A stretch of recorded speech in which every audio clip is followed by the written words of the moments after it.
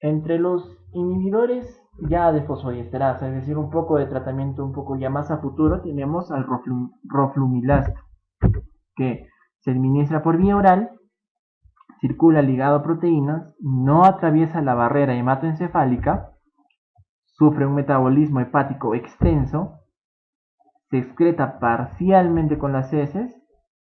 Este fármaco suele asociarse con broncodilatadores que pueden ir con o sin glucocorticoides. Se administra en dosis de 500 miligramos cada 24 horas y entre las principales reacciones adversas que podemos ver para este fármaco son las náuseas, diarrea, y esta diarrea viene a ser característica ya que conlleva pérdida de peso en el paciente.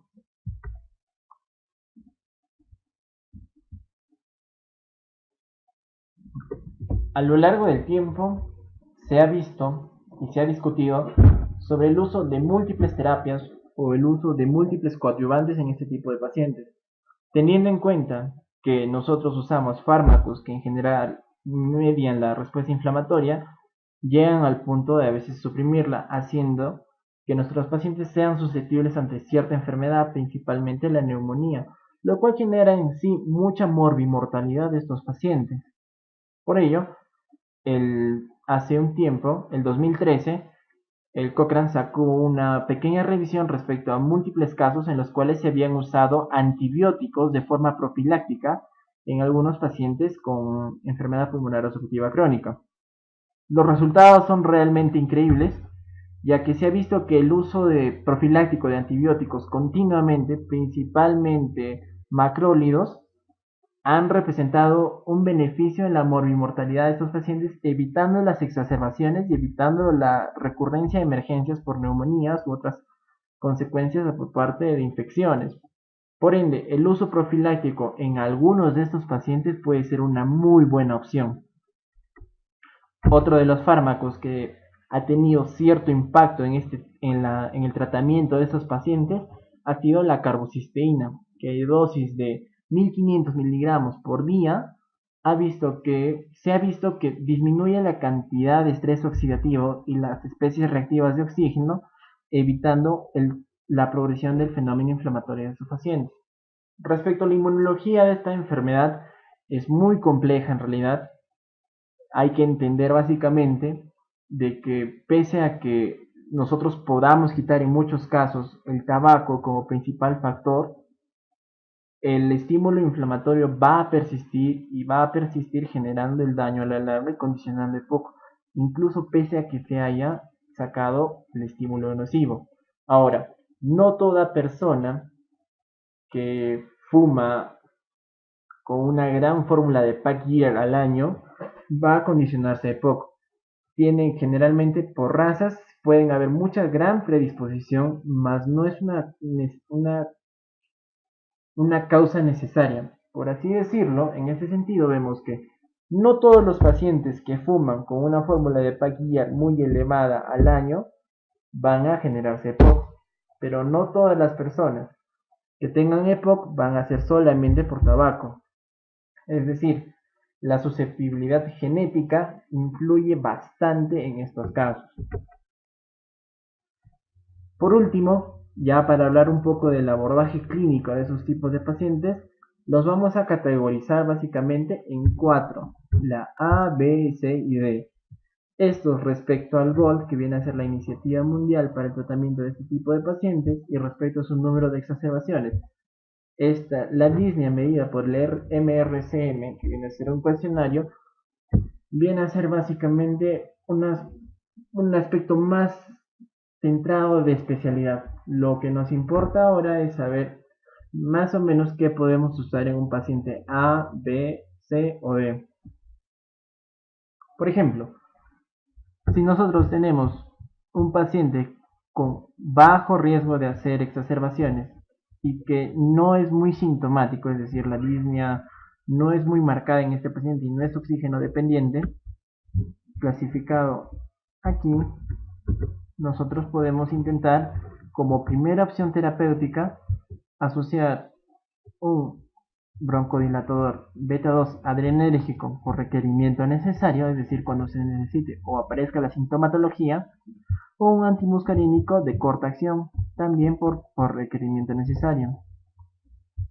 Como segunda opción terapéutica, podemos observar que podemos usar broncodilatadores beta-2 adrenérgicos de larga acción, tenemos anticolinérgicos de larga acción, o podemos usar anticolinérgicos de larga acción asociados con broncodilatadores adrenérgicos agonistas beta-2 de corta acción, es decir, ambos a la vez.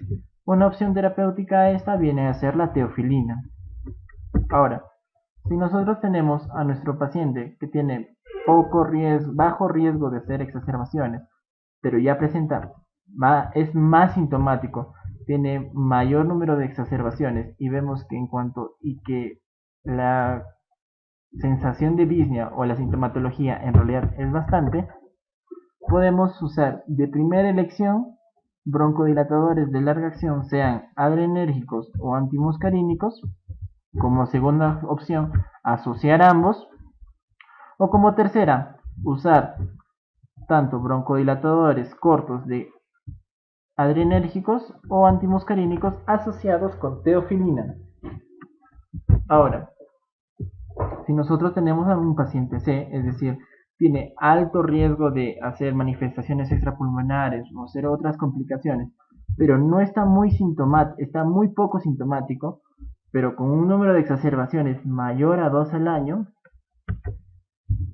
nosotros podemos intentar usar corticosteroides inhalados asociados con broncodilatadores adrenérgicos beta-2 de larga acción o antimuscarínicos de larga acción.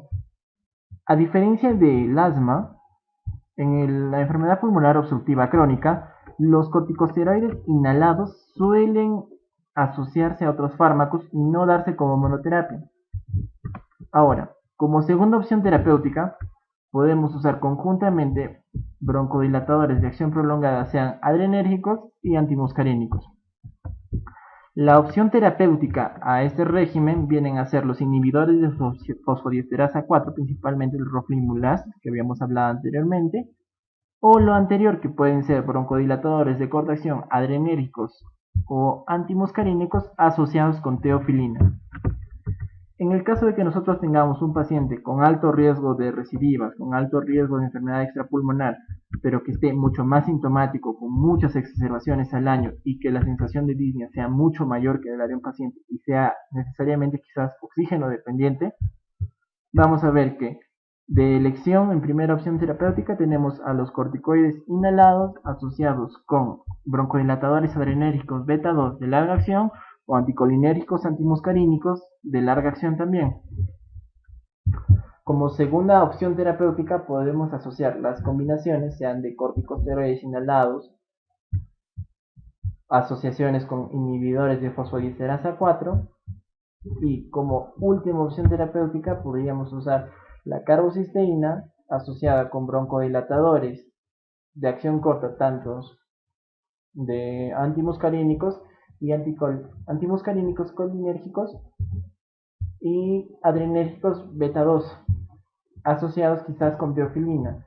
Este régimen va asociado con oxigenoterapia y los broncodilatadores de acción corta van muy por requerimiento necesario, es decir, cada vez que el paciente presente sintomatología. Como hemos visto, tenemos dos enfermedades crónicas con un fenómeno inflamatorio y que casi comparten la misma farmacología, siendo principalmente de elección en el asma los agonistas beta-2 adrenérgicos como broncodilatadores, y en el caso de la enfermedad pulmonar obstructiva crónica tenemos a los anticolinérgicos muscarínicos principalmente como tratamiento broncodilatador, compartiendo en ambos el uso beneficioso de corticosteroides inhalados para evitar el fenómeno inflamatorio.